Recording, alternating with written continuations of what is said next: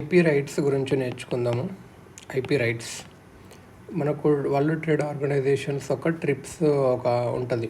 అదేంటంటే trade related aspects of IP rights, trade related aspects of intellectual property rights, TRIPS, trade related aspects of intellectual property rights 1995.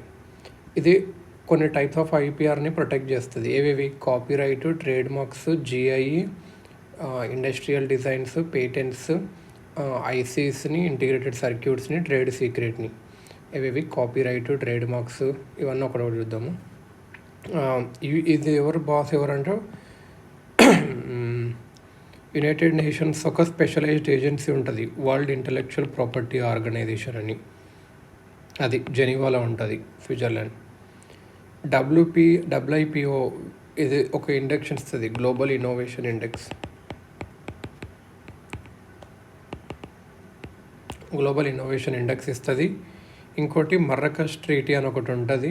దీని ప్రకారం ఏంటంటే nations అనేవాళ్ళు వాళ్ళ accessibility to copyrighted books to visually challenged పెంచాలి. India was first to ratify Marrakesh treaty, అంటే visually challenged, MARRAKESH Marrakesh treaty 2013లో. ఫర్దర్గా ఏంటంటే సోషల్ జస్టిస్ మినిస్ట్రీ మన ఇండియాలో దివ్యాంగన్ డిపార్ట్మెంట్ ఇది ఒకటి సుగ్మయ్ పుస్తకాలయ లైబ్రరీ స్టార్ట్ చేసింది విజువల్ హ్యాండిక్యాప్డ్ కోసం. డేసీ ఫోరం ఆఫ్ ఇండియా ఒక NGOతో TCSతో కలిపి ఏది సుగమై పుస్తకాలయ ఇదన్నట్టు. Cinematograph act, ministry of information and broadcasting, budget 2029 promise to amend it with anti camcording provisions. Cinematographic act వచ్చేసి ministry of information and broadcasting సంబంధించింది. కాపీరైట్ యాక్ట్ ముందు HRD మినిస్ట్రీకి ఉండే, ఇప్పుడు కామర్స్ మినిస్ట్రీకి ఉండే. కాపీరైట్ ఆఫీస్ వచ్చేసి దాని నెక్స్ట్ వచ్చేసి intellectual property appellate board. Copyright office ఎక్కడ ఉందంటే ఇంటలెక్చువల్ ప్రాపర్టీ అపిలేట్ బోర్డు.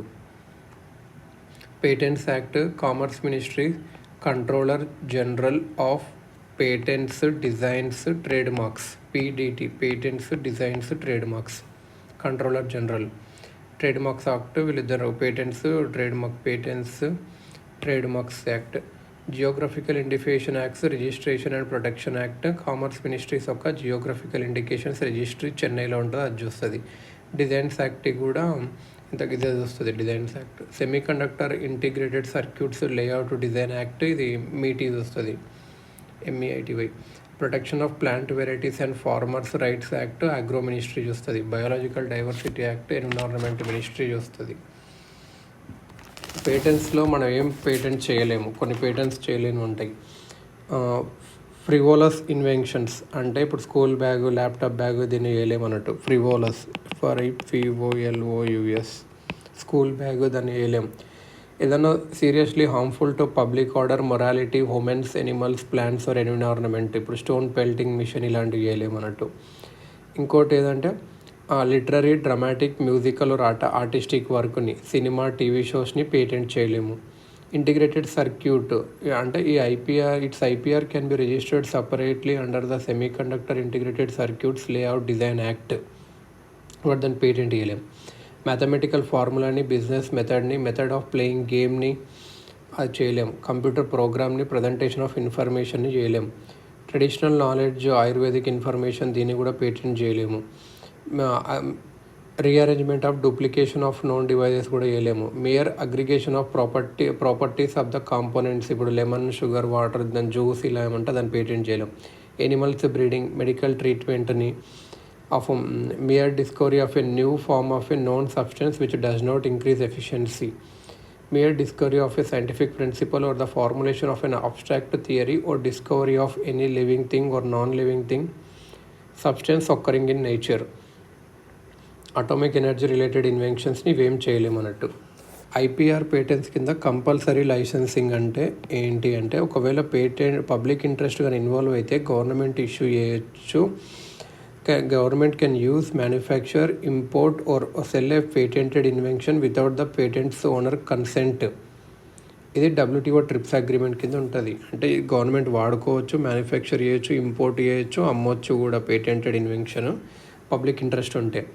ఇప్పుడు ఫర్ ఎగ్జాంపుల్ ఒక ఎగ్జాంపుల్ చూసుకుంటే ఒకసారి anti cancer drug Nexavar Indian మార్కెట్లో షార్టేజ్ వచ్చింది. Bayer pharma held patent and production rights, కాకపోతే దాని రేట్ ఎక్కువ.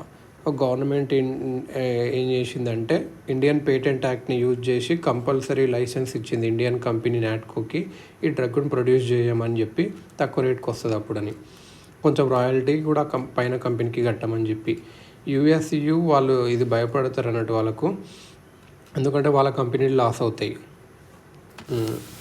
కాకపోతే కంపల్సరీ లైసెన్సింగ్ అనేది యూజ్ అవుతుంది, బట్ దానికి ప్రాపర్గా ఇంప్లిమెంట్ చేయాలి. ఇంకో పేటెంట్ టూల్స్ అంటే ఏంటంటే కొన్ని వాలంటరీ అగ్రిమెంట్స్ ఇద్దరికి పేటెంట్ హోల్డర్స్ మధ్యలో జరిగేటివి. దీనివల్ల ఏంటంటే ఇది ఏం చేస్తారంటే ఒక పూల్ క్రియేట్ చేస్తారు, మేనేజర్ని అపాయింట్ చేసి ఆ మేనేజర్కి ప్రొడక్షన్ లైసెన్స్ రైట్స్ ఇస్తారు multiple third parties for cheap cost. Manager అనేది ఆ రాయల్టీని లైసెన్స్ ఫీస్ని డిస్ట్రిబ్యూట్ చేస్తారు పేటెంట్ హోల్డర్స్కి.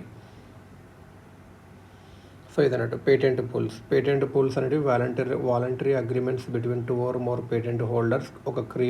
ఒక పూల్ని క్రియేట్ చేసి మేనేజర్ని పెట్టి ఆ మేనేజరు ఈ రైట్స్ని మల్టిపుల్ థర్డ్ పార్టీస్కి చీప్ కాస్ట్లో అమ్ముతారు. మేనేజర్ ఈ రాయల్టీ ఏదైతే వచ్చిందో అది పేటెంట్ హోల్డర్స్కి ఇస్తాడు అన్నట్టు.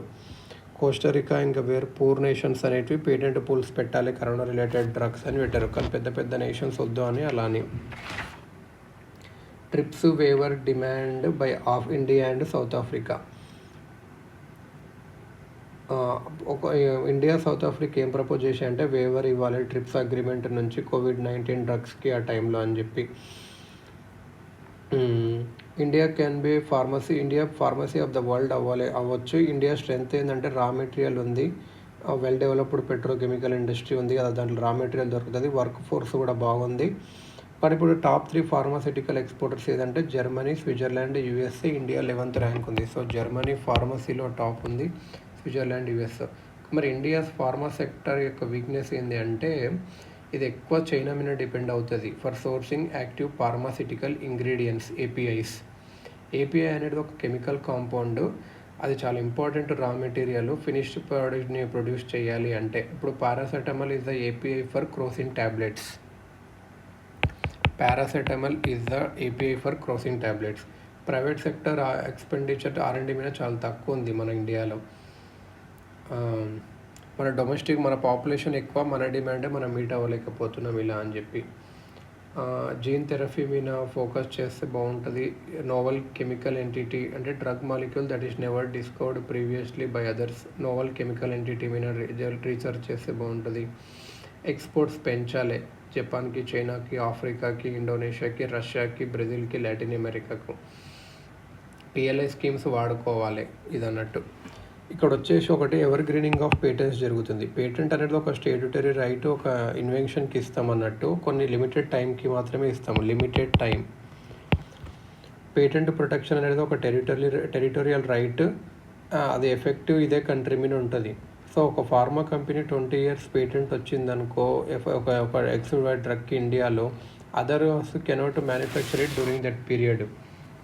కాకపోతే ఎప్పుడైతే పేటెంట్ ఎక్స్పైర్ అవుతుందో ఆ కంపెనీ ఏం చేస్తుందంటే స్లైట్గా మాడిఫై ఒరిజినల్ డ్రగ్ని కొత్త డ్రగ్ క్రియేట్ చేస్తుంది, దానికి పేటెంట్ తెస్తుంది న్యూ డ్రగ్ కింద. ఈ unethical practice ever greening of patents అంటారు. ఇండియన్ పేటెంట్స్ యాక్ట్ అని ఇది ప్రొహిబిట్ చేస్తుంది సెక్షన్ 3D కింద.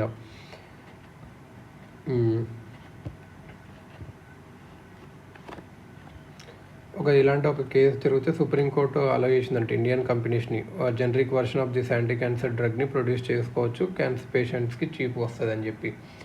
యూటిలిటీ పేషెంట్స్ అని ఒకటి ఉంటాయి, ఇది పెట్టి పేషెంట్స్ అని అంటారు. Minor superficial improvements of existing ప్రోడక్ట్స్ని గుర్తిస్తుంది. Commerce ministry is not in favour of amending the patent to allow utility పేటెంట్స్ని కూడా అలో చేయాలని లేదు, ఎందుకంటే దీనివల్ల ఎవర్ గ్రీనింగ్ ఆఫ్ పేటెంట్స్ జరుగుతుంది అని. నేషనల్ IPR పాలసీ 2016 చూసుకుంటే దీని మోటో ఏంటంటే creative India, innovative India. Copyright ఆఫీస్ని statutory body intellectual property appellate ట్రిబ్యునల్ని కామర్స్ మినిస్ట్రీకి మార్చింది. ఐపీఆర్ అవేర్నెస్ ప్రోగ్రామ్స్ కండక్ట్ చేసింది ఇండస్ట్రీకి, పోలీస్కి, కస్టమ్స్కి, జ్యుడిషియరీకి, so that they can combat counterfeiting and piracy in a more efficient manner. Launching new courses in the higher education to increase the availability of patent experts in India, reducing the patent application fees for the startup companies and grassroots innovators.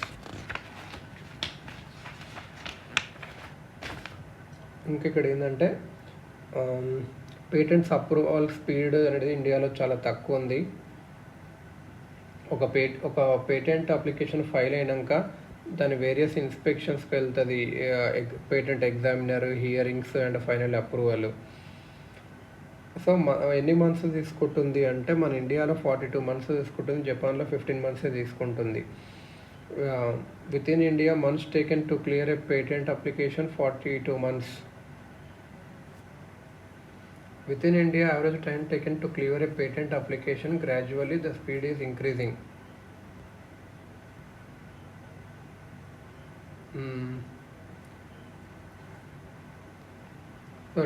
ఎందుకు slow speed ఉంది patent approval అంటే మనకు correct patent examiners లేరు అన్నట్టు. Legal official time limit లేదు, ఎప్పుడైతే దేంట్లో అయితే గవర్నమెంట్ అథారిటీస్ అప్రూవ్ చేయాలి, రిజెక్ట్ చేయాలి అని చెప్పి. సో ఆఫీసర్ నేచర్ బట్టి డిపెండ్ అవుతుంది. కొన్ని స్కీమ్స్ ఏంటంటే ఎస్ఐపిపి అని చెప్పి కామర్స్ మినిస్ట్రీ అనేది startups intellectual property protection scheme పెట్టింది. ఎంటర్ప్రినర్స్కి ఫ్రీ ట్రైనింగ్ ఇస్తారు, పేటెంట్స్ ఎలా ఫైన్ చేయాలి, ఫీజు ఏం తీసుకోరు. అటల్ ఇన్నోవేషన్ మిషన్ అని ఒక నీతి ఆయోగ్లో ఇన్నోవేటర్స్కి హెల్ప్ చేయడానికి పెట్టారు. ఎరైజ్ కొన్ని ఇనిషియేటివ్స్ పెట్టారన్నమాట, applied research and innovation in India, ఎంఎస్ఎంఈస్కి ఇలా. ఇంకా serious innovation programme for school children in India and Russia in virtual mode ఇలా అని చెప్పి. Setu in Niti, self employment and talent utilisation in Niti Aayog. To set up incubators for innovation. Incubators are centers that help aspiring entrepreneurs to develop, experiment with the products without investing in all the machineries beforehand. అంటే ఇంక్యుబేటర్స్కి ఇన్నోవేషన్కి incubator set up చేయడానికి help చేస్తుంది with ఇన్నోవేషన్కి సంబంధించిన incubators అంటే ఏం లేదు, that help aspiring entrepreneurs to develop, experiment with product without investing in all the machineries beforehand. Incubators అంటే ఈ డెవలప్ చేయకుండానే మొత్తంగా కొంచెం టెస్ట్ చేయొచ్చు అన్నట్టు incubators. Self employment Setu scheme అంటే self employment and talent utilisation Niti ఆయోగ్లో. స్మార్ట్ ఇండియా హ్యాకథాన్ ఒకటి పెట్టారు. యుక్తి అని ఒకటి ఉంటుంది, young India combating COVID with knowledge, technology and innovation యుక్తి. ఇది కూడా ఒక పోర్టల్, హెచ్ఆర్డి పోతున్నాడు యుక్తి పోర్టల్ అన్నట్టు. ఇది young India combating COVID with knowledge, technology, innovation. Kapila అంటే ఏంది, Kalam programme for intellectual property literacy and awareness campaign. Intellectual property rights and patents among students and research teachers in higher education. Inspire అని చెప్పి ఒకటి department of science launch చేసింది. Innovation in science, pursuit of inspired research, scholarships ఇస్తారు. Manak, million minds augmenting national aspiration and knowledge. Nidhi, national initiative for developing and harnessing innovation. Nidhi Prayas, promoting and accelerating young and aspiring technology entrepreneurs. HRD ministry Uchchatar Avishkar Yojana పెట్టింది. So ఇది అన్నట్టు. ఐపీఆర్లో కొన్ని IPR global innovation index చూస్తే, global innovation index ఇది WIPO ఇస్తుంది. Cornell university, INSEAD business school ప్యారిస్లో ఉన్నది. స్విట్జర్లాండ్కి మంచి ర్యాంక్ ఉంది, ఇండియాకు 48 ర్యాంక్ ఉంది. స్విట్జర్లాండ్కి ఎప్పుడు మంచి ర్యాంక్ ఉంది. ఇండియా ఓవరాల్ ర్యాంకు కొద్దిగా పెరుగుతుంది. ఇది దేని మీద వస్తుంది అంటే knowledge and technology outputs, market sophistication, human capital and research, institutions, business sophistication, infrastructure, creative outputs మీద ర్యాంక్ ఇస్తారు అన్నట్టు. ఇంకోటి global competitiveness index by world economic forum ఇది ఇస్తుంది అన్నట్టు. 12 డ్రైవర్స్ ఆఫ్ ప్రొడక్టివిటీ మీద పట్టి ఇస్తుంది. Institutions, infrastructure, technological readiness, macro economic context, health, education, skills, product market, labour market, financial system, market size, business dynamism, innovation. ఇలా కొన్ని reports ఇస్తుంటుంది. నీతి ఆయోగ్స్ India innovation index కూడా ఉంది. ఇండియా ఇన్నోవేషన్ ఇండెక్స్, నీతి ఆయోగ్ ఒక India innovation కూడా ఉంది. ఐపీఆర్ ఇండెక్స్లో ఇంకా చాలా రకరకాలుగా ఇండెక్స్ ఉన్నవి. సో ఇవైతే మెయిన్ ఇండియా ఇన్నోవేషన్ ఇండెక్స్ వచ్చేసి 5 పిల్లర్స్ మీద ఉంటుంది. Women capital, investment, knowledge workers, business environment, safety and legal environment. ఇలా ప్రైవేట్ సెక్టర్ ఎక్కువ R&D మీద పెట్టట్లేదు ఇండియాలో, పేటెంట్స్ ఎక్కువ ఫైల్ చేయట్లేదని దానివల్ల అర్థమవుతుంది. సో